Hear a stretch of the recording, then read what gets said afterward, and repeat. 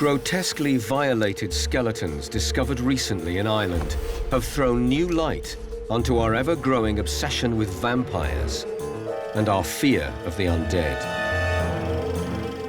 This burial was very obviously treated in a violent and aggressive fashion. This is probably the most extraordinary deviant burial I've ever seen. I think the message is still the same. It's a very determined attempt to keep this person down. Archaeologists are now investigating why these bodies were subjected to such violence. The answer may lie in horrors that have haunted us for centuries. Milo, 25 years old, also showing signs of the condition of vampirism mentioned. There was this intense fear of vampires and revenants, people coming back from the dead and haunting the living. They were basically corrupting corpses that had kind of escaped from their graves and wandered about. The Irish skeletons can help us understand our ancient terror of the undead and even where it comes from. To explain these shocking burials, archaeologists must unlock clues from mysterious medieval texts and harness modern forensic technology. The story will even take us to a terrifying 21st century case in Romania.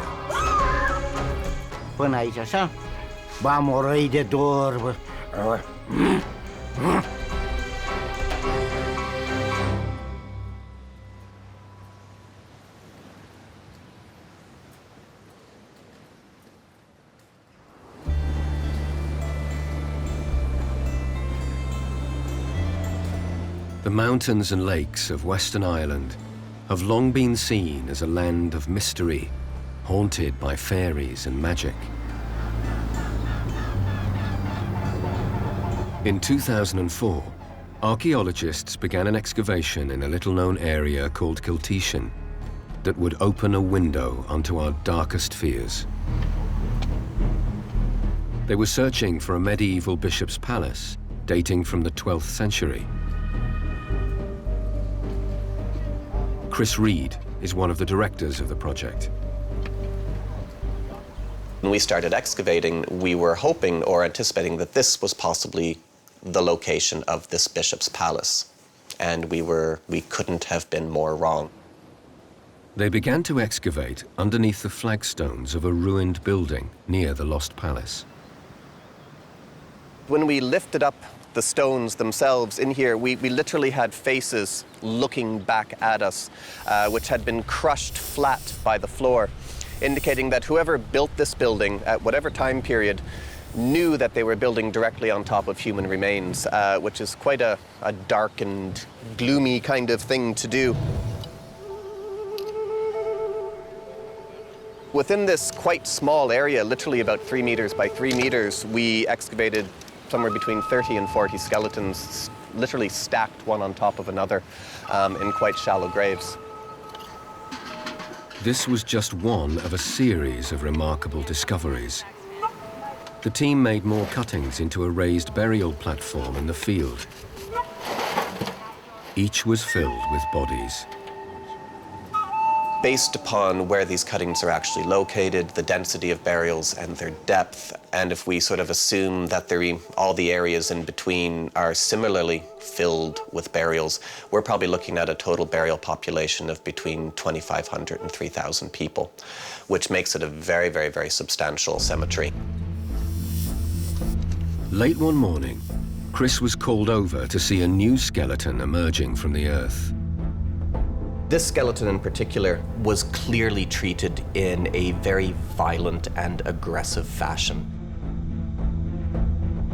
Visually, it's quite striking, particularly the legs, the way they've been twisted and bent back up around the stone. It's really disturbing, and it's also shocking as well, but it also makes it very interesting. It seems that this large boulder was deliberately placed in the grave to deform the skeleton. Professor Mark Horton has excavated hundreds of medieval burials, and he is astonished by the find. I've never seen anything so extraordinary. You could actually do this naturally. It's as if this person has been broken into many bits and then bound together into a great bundle of flesh. The spinal column would have come round here, round underneath the chest, back round, and then the pelvis must have been here. It's almost as if they'd broken the body up, bound it in such a way that it couldn't possibly ever come back to life again. In my entire archaeological career, I've never ever seen anything quite like it. As they dug further down into the layers of burials, there were more remarkable finds. On archaeological sites, the best part of the excavation is when somebody shouts out loud, "I found something," you know, everybody come look. And as the skeleton was being uncovered, it was very, very clear that, yeah, there was this large stone stuck in the mouth. Visually, it's a very dramatic sort of image. None of the team had ever found anything like it before. But then there was another discovery. You always expect to find something unexpected on an excavation, but then when we found a second one, and in the exact same area, we knew we had something that was special. But why were these bodies treated with such violence after they were already dead? The archaeologists removed the 3 skeletons from the site, along with more than 100 other burials. They took them back to the lab for further analysis. As the skeletons were cleaned, shocking evidence emerged about the deaths of some of those buried in the cemetery.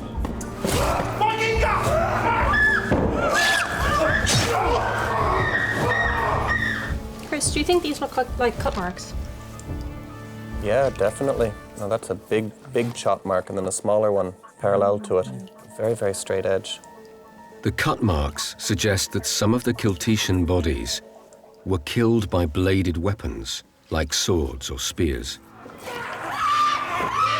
In that time in Ireland, you have multiple different kingships in the region. Each of them is vying for authority.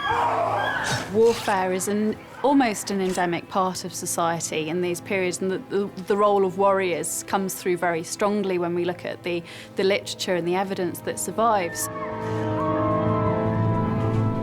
People were aware of the constant fear and aggression that could be part of their lives.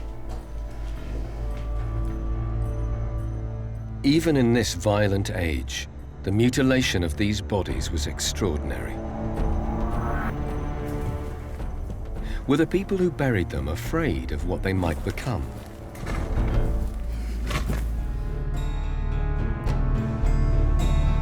The strange burials in Ireland are not the only ones that have been found.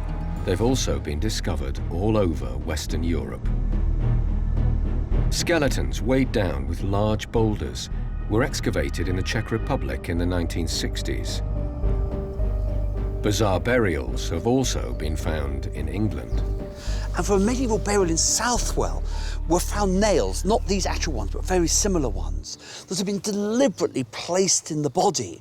So one was found through the right shoulder, another one was in through the heart, and another one through the left ankle. It's almost as if they deliberately placed them there to make sure that the body could never rise up again. A number of burials have been excavated of people who have either had their heads cut off or been placed face down or had the legs tied or been mutilated in various other ways. There's even one that's got a spear thrust through it.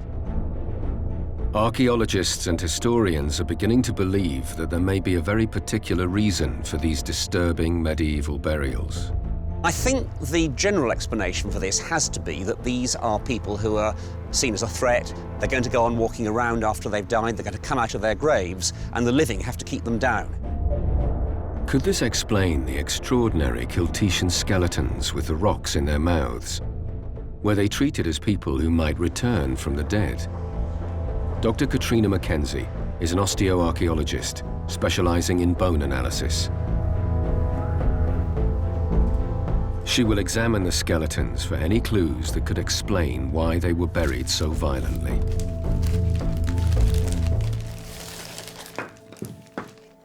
The thing that interests me most is that when you look at the skeleton, you're looking at an actual human being who lived and died long ago, and you're looking almost directly into the past.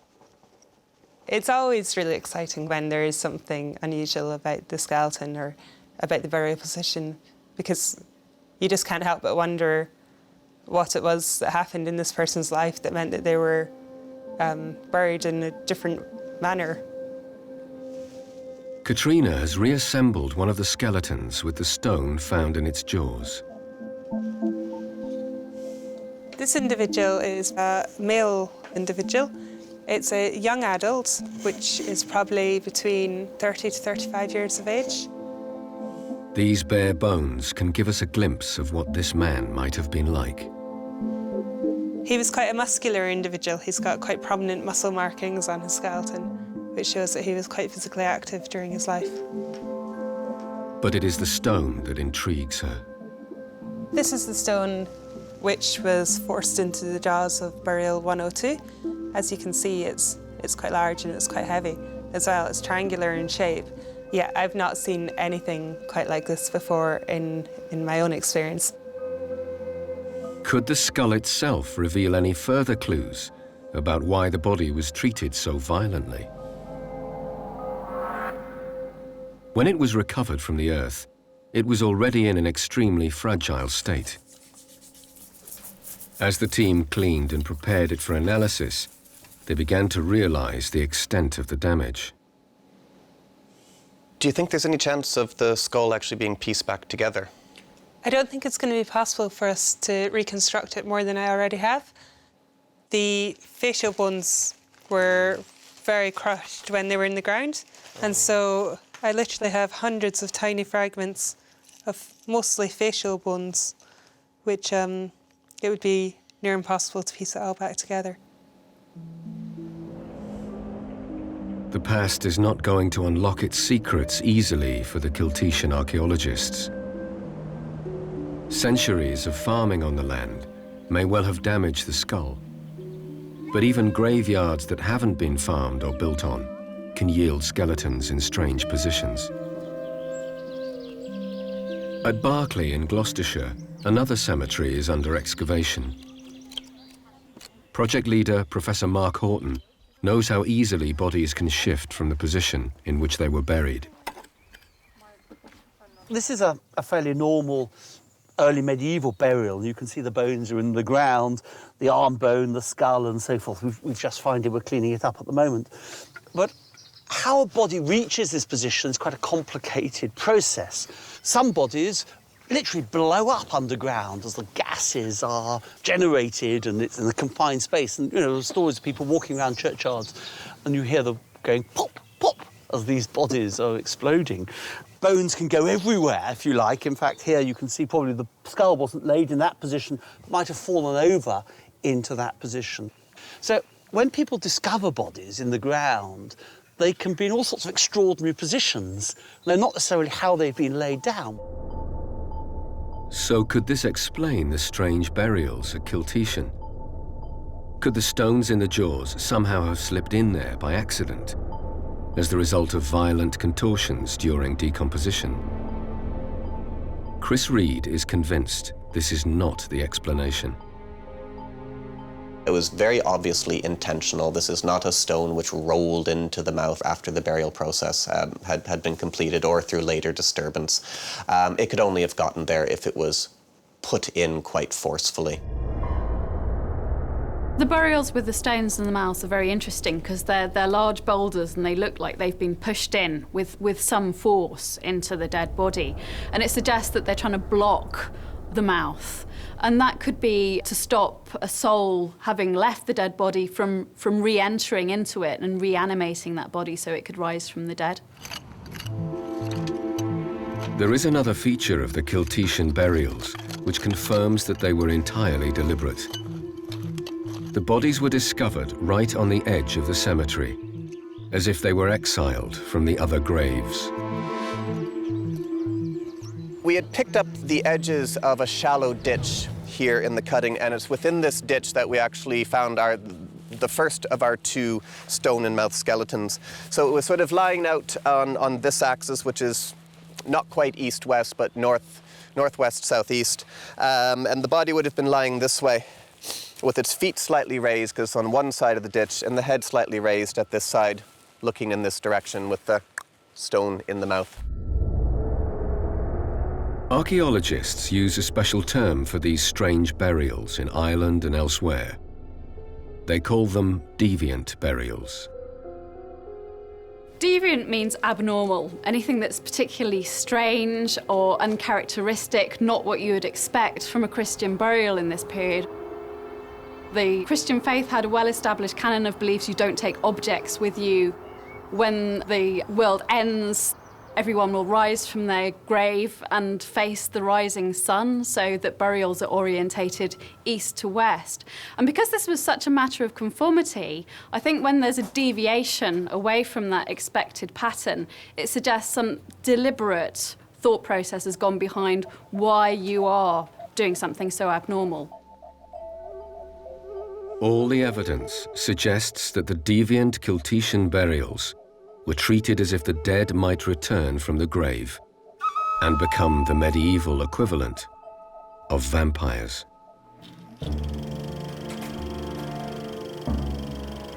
Today, vampires have become entertainment, but in the 12th century, they were frighteningly real. The medieval mind lived in a world of monsters and dragons. They believed in supernatural events.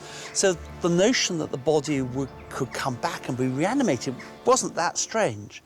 But actually, the ideas were very much fostered by the church.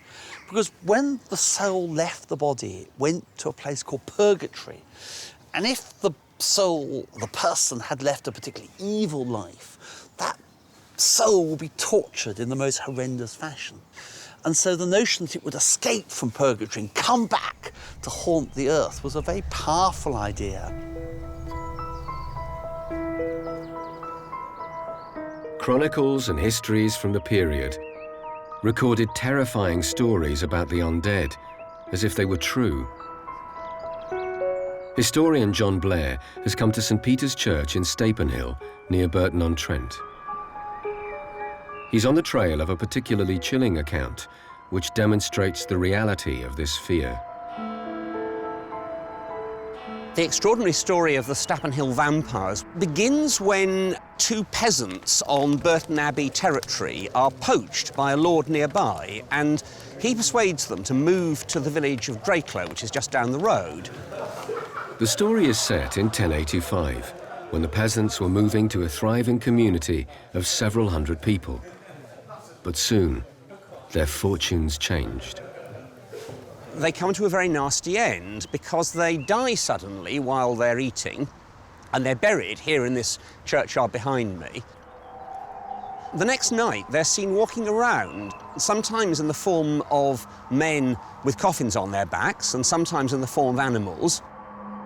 And this must have been enormously frightening to these people, who clearly thought that they were confronted really with the living dead. Historians call those who return from the grave revenants. In medieval times, it was believed they had terrifying powers to make animals and people fall sick and even die. We get quite vivid accounts in the 12th century about revenants. They are often returning to the place where they lived, and they are often waking up their neighbours at night and telling them to come out, or calling people they know by name. And then these people will mysteriously die of some plague in the few days after. The villagers of Dracula had no doubt that they were confronting the evil dead. Everybody got so frightened that they moved away, and soon the village was almost deserted. The villagers got very worried about this, and they got permission from the bishop to dig the two peasants up. They found that the bodies were uncorrupt, but the cloths over their faces were stained with blood. The villagers were terrified. They took the bodies from their coffins and beheaded them. Then they cut open the corpses and tore out their hearts. They carried the hearts quite a long way, probably to this hilltop we're on now. It's not quite certain, but it's likely that it was this place which was later a beacon for warnings and signals, and may have been a place for executing criminals. The dead villagers were treated as if they were still alive. They were executed as punishment for crimes they had committed after their deaths. It is said that 2 black crows rose and flew out of the smoke from the burning hearts. The thin veil between life and death could easily be crossed. Some were so fearful of returning as a revenant that they left detailed instructions on how to avoid it. One of the very best descriptions we've got of the practice of revenants in the Middle Ages comes from here, from Berkeley in Gloucestershire. It's told by William of Malmesbury, one of the most reliable of the medieval chroniclers writing in the 12th century. And he describes a witch living here in the nunnery in the 1060s, who was so worried that her body was going to be reanimated after her death that she gave very specific instructions that when she died, she should be sewn up in a stag skin, placed in a stone sarcophagus, and then that should then be wrapped around with 3 massive sets of chains and locks and buried in the ground. Well, what actually happened was that the body was placed in the ground, and everyone did incantations for 3 days, but even that didn't stop the devil, who, according to the story, came in a black horse, dug up the body, broke the chains asunder and took the witch away to haunt this place forever after.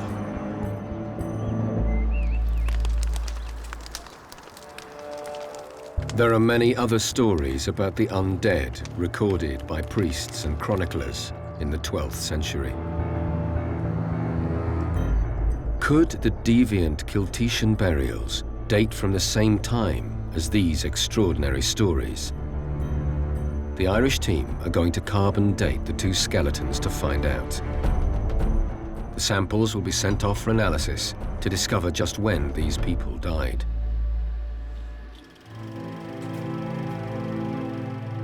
These ancient beliefs in the undead have survived in literature and folklore for centuries. Even today, in parts of Central Europe, people guard against the possibility of the dead rising from the grave. Modern archaeology is reinforcing the reality of these fears, as it reveals burials in which bodies have been staked, chained, and weighed down with heavy stones. But how did this fear evolve into what we recognize as the vampire, the blood-sucking creature that stalks our TV screens and our nightmares? How did a folk terror become a modern fascination? In December 1732, a team of Austrian military doctors was sent to investigate a disturbing series of deaths in a Serbian village, then part of the Austro-Hungarian Empire. The doctors were led by a senior surgeon called Johannes Fluckinger. A woman by the name of Stapan. Fluckinger would have been a highly trained surgeon for the period. Military surgeons were the best surgeons you could have. They were working at a very fast pace. They had more patients than any other surgeons could ever see, and they had to operate quickly and efficiently. So the training you would have had as a military surgeon would have been extremely high. The villagers claimed that 17 people had died suddenly over a 3-month period, and that many of them had become vampires. She is quite complete and undecayed. Fluckinger meticulously recorded his observations. In this new age of science, he thought that the villagers' beliefs belonged to the medieval past. She had herself said before her death that she painted herself with the blood of a vampire. Wherefore both she and her child, who died right after birth, must also become vampires. Fluckinger's main mission would have been to quash any idea that vampires were real, and also to get to the bottom of what exactly was going on. One of the big concerns would have been, for the authorities, was there an epidemic of some sort?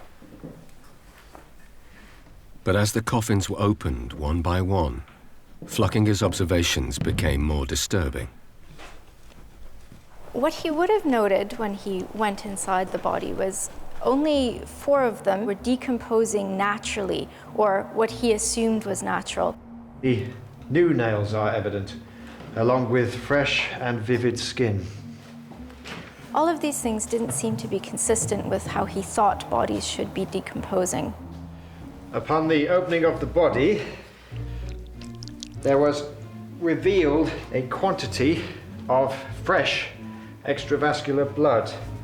What the doctors were seeing contradicted their medical training. Not, as is usual, filled with coagulated blood. Modern medicine would recognize that these symptoms of vampirism were simply the normal process of decomposition. Milo, 25 years old.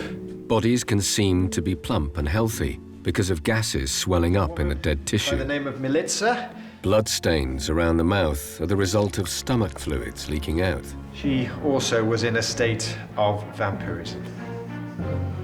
None of these bodies had been buried for more than 3 months, and that means that the first body would have been buried in September, allowing for a cold autumn. It's easy to imagine that the body would have stayed relatively well preserved. Flückinger's report into the vampire corpses was sent back to Belgrade and was seized on by the newspapers.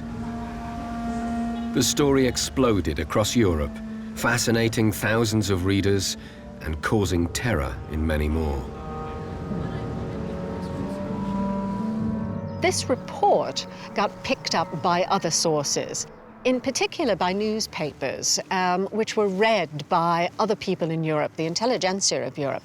And it kind of spread, not just in Serbia, not just in the Austro-Hungarian Empire, but eventually all through Western Europe. Serbian reports of vampire, although they were localized, generated an extremely high level of fear.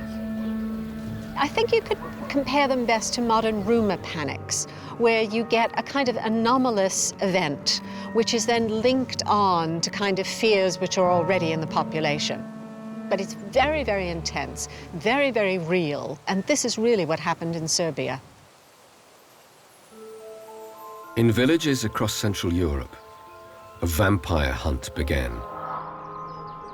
Graves of the recently deceased were opened, and the corpses were beheaded and often burnt. Were the same scenes played out in medieval Ireland when the Deviant Burials were placed in their graves? Were these bodies feared as vampires? The terrifying tales from Eastern Europe inspired a series of best-selling novels that would take the vampire myth to the next level.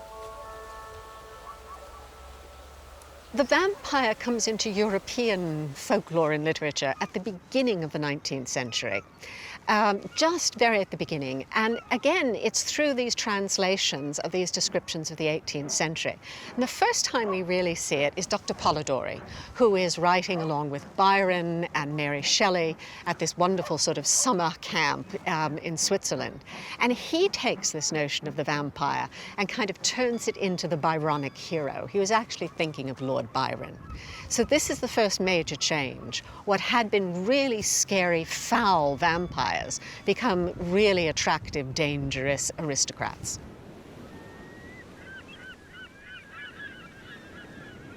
In 1898, Bram Stoker transformed the idea of the dangerous dead into the sophisticated predatory vampire at the heart of so much film and fiction. Now, come inside and experience the Dracula story. Dracula was set partly in the Gothic ruins of Whitby Abbey, which Stoker explored during his holidays on the Yorkshire coast. He chose Whitby as the landing place for Dracula when the evil count first arrives in England. Stoker's sources were exactly these 18th century panics. And these had been written up, published, and translated. And by the time Stoker was writing, people were going to Eastern Europe. The tourist industry was well and truly established. And Stoker really knew about this kind of strange edge of Europe. The superstitions that Stoker harnessed in writing Dracula are still alive in the 21st century. In parts of Central Europe, fear of the undead remains chillingly real.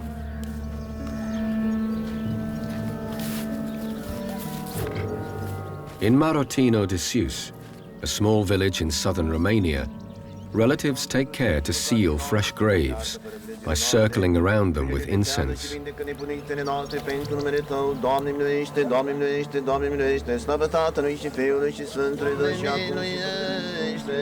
Villagers bring the deceased food to ensure they have everything they need for the journey into the next world.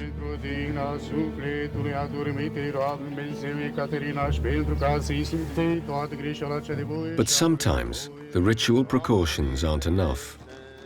In 2004, 5 men went to the village cemetery to exhume the corpse of a man called Petre Toma, who had died recently. Toma's niece, Mirela Marinescu, claimed he had become a moroi, a Romanian word for the undead. Da, eu îl vedeam în imaginație, mi se părea, deci umbra lui. Deci eu îl vedeam, deci și noaptea, deci să spui toți vecinii cum veneau și că uite a fost și nora dânsului, deci multă lume. Deci cum o vedeam, deci și aveam așa, tremuram, deci... Mirela believed that the moroi would kill her, so her husband asked farmer Ion Ionescu to help him in destroying the creature. Hai să-l dezgropăm, că e făcut moroi și uite, nevastă mea moare, Mirela. Înțelegi noastră? Să mergem la cimitir. Dom'le, era un gheț puternic de tot, puternic. Dar puternic, nu așa. Deci când am cu târnăcopul, să sărească întâi din târnăcop în gheața aia. Când am de-am spart gheața la cimitir. Da, în rest, sângele era proaspăt. Uite, de aici așa, de la încheietura gurii până la ureche, aici, în partea asta. It's chillingly similar to the story of the Stapan Hill vampires in England, recorded almost 1,000 years ago. Mi-a băgat cuțitul și l-a despintecat de aici, așa, de la... Scuzați-mă, nu știu cum să mă exprim, până aici, așa. Ba, morăi de dor, bă. Zicem vecinul meu, dacă a sărit din groapă, de nu mai prindea nici cu pușca prin cimitir de frică. Bine. The villagers were going to destroy the moroi by cutting out the dead man's heart. On the first night, they couldn't find it, so they went back a second time. This time, they succeeded. They collected straw and dried corn husks to make a fire. Și așa zicea că se arde la răscruci. Am pus cocinea jos, pai, le-am dat foc și inima s-a luat în furcă, că așa se lua, în furcă, cea că să nu pui mâna pe ea. Am luat-o în furcă și când am pus-o acolo, domne, și i-a făcut focul ăla, flacăra aia, știi cum părăia? Petra Toma's daughter complained about the desecration of her father's body. The story went global. Even for Romanians who are born in towns who don't know these practices, when the whole story pumped out in the media, it was a very, very bad feeling that it was a scandal. Look here how primitive we can be. How come? So what will say the strangers, Europeans, when hearing this kind of primitive practices?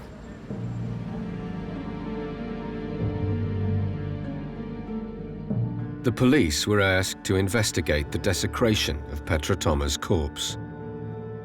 But in most cases, these strange rituals are not reported to the authorities or anyone else. in such remote and isolated villages like Marotino is, with people very old living in the community. Such rituals are very well preserved, and they are carried out in order to let's say, protect somehow the community from such events like returning from dead can be. So you can still find it in remote rural communities, not only in Romania, but in the whole Balkan area, for example, in Serbia or in Bulgaria, where it's something that people still do. The beliefs in 21st century Romania seem identical to the fears in medieval England almost 1,000 years ago. It is quite amazing the level of continuity that we can see in these beliefs in Europe across a very broad time span. And I think it shows that, you know, people feel not everything can be explained rationally. There is still space, even in modern society, for fear and superstition. This deep-seated terror of the undead has lasted at least 1,000 years, from the Middle Ages to the present day. But could its roots in Ireland be even older?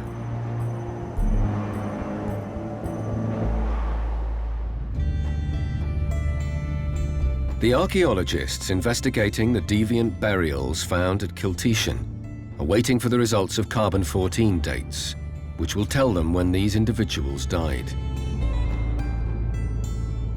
Chris Reed is on his way to the lab to get the results. It's one of the treats for us archaeologists to actually get a date back. Because I suppose more than any other sort of bit of analysis, it allows us to do what we're supposed to do, which is put the site in some kind of chronological order. My own feelings is that it's early rather than later medieval, somewhere in the 8th, 9th century. That would be what I would be thinking, and I like being right, so I hope that's what it is. It will be remarkable if Chris can trace this fear of the vampire dead back several centuries before the earliest medieval accounts.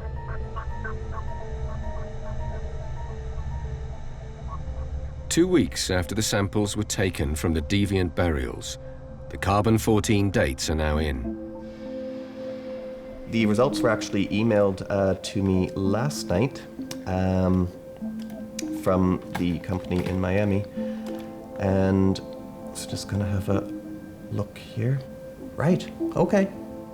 It looks like both of the burials date to anywhere from the late 7th century to the 9th century. And both of the dates seem to overlap in the middle of the 8th century. So anywhere from about 720 to 750, 760. So the Irish skeletons with the stones in their mouths were buried at least 300 years before the stories of the undead in England. Remarkably, there are records from the same period suggesting that the fear of revenants and vampires was common. One of the fascinating things about the dating of those burials is that they fit very well with the Irish penitential texts that were written in that period. So we've got one of these penitential texts from probably the 7th or 8th centuries. It's called the First Synod of St. Patrick. And one of the things it describes in there is about the fear of the living dead. So it says that anybody who believes in vampires should be put outside the church. What that actually shows was that there was a lot of people who believed in something like vampires in Ireland. This is a fascinating example of where you've got archaeology matching up very well with our historical sources. But why would this fear have been so powerful in this period? John Blair believes that the arrival of Christianity may have triggered a wave of phobia.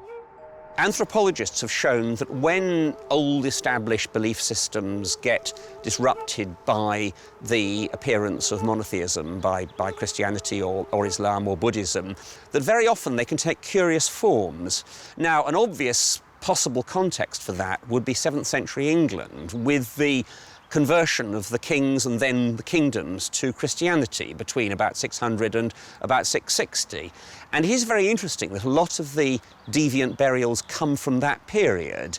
And so it may be that a heightened sense of fear at certain categories of people who may be seen to be a threat after their deaths is something that comes when Christianity undercuts the old beliefs and people are unsure what they should believe in. Those fears seem to have driven people to treat the Keltician skeletons with extreme brutality.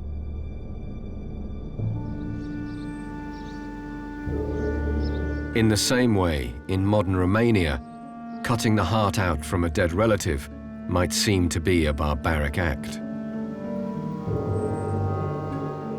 But there is another way of understanding these rituals. In Romania, they are seen as helping the Moroi. A dead has to be dead, not undead or half dead. So they are doing him something good, not something bad. So it's about universal cosmic harmony. So the dead with the dead, the alive with the alive. So for the community it's very good, for the dead it's very good. So where is the harm for them? Slaying a Moroi stops him from being trapped between this world and the next. It literally saves him from a fate worse than death.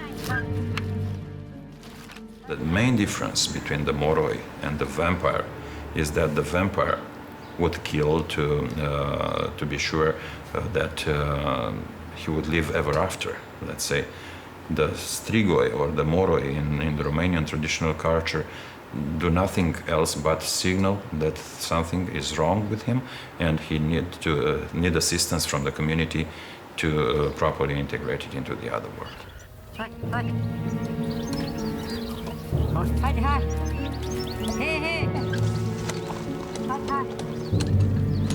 Dacă să fiți siguri, Doamne ferește și Doamne păzește, dacă aveți părinți ăștia bătrâni, mai bine îi băgați omul acolo așa la inimă. Băgați și e sigur că nu se mai face Moroi, că atunci vine și vă ia. It's extraordinary how this modern folklore could be the key to understanding a deep-rooted fear that can never be explained by archaeology and science alone. Archaeologists always, as it were, have been very reluctant to use folklore, folkloric traditions as a way of explaining ideas in the past. They think, well, they may have been reinvented in the 17th, 18th, 19th centuries. Can we really get into the medieval mind? I mean, I think there's often a lot of truth behind these folklore stories. I'm sure that as more examples are published, archaeologists will become sensitized that actually when they find stones in burials or they find nails in aberrant places and so forth, they will begin to say, maybe that's a revenant burial, and publish it. And so hopefully, as awareness increases, so we'll begin to recognize that actually it wasn't a very rare thing, but actually really quite common in the Middle Ages. For archaeologist Chris Reed, the Deviant Burials have enriched his understanding of Ireland's mysterious medieval past. The stone and mouth skeletons, when they were first discovered, none of us really understood the potential importance of them or significance in the wider scheme. But as time has gone on, we've all realized just how special they actually are and how unique within an Irish context. Farmer John Burke owns the land at Keltician, where the skeletons were found. He believes that whatever the reasons for these strange burials, the bodies should now be returned to their graves and left to rest in peace. It's a strange thing, but my dad would always have said this was a very peaceful place. For me, it's a sacred place, and it will always be a sacred place, with no particular fear or thoughts or otherwise. And in a way, I feel almost in a way responsible or a duty bound to respect the people who are buried there. Those people, they weren't brought from anywhere else. They're the local people's ancestors. And I respect that, and I think we're privileged to have this kind of site on our land.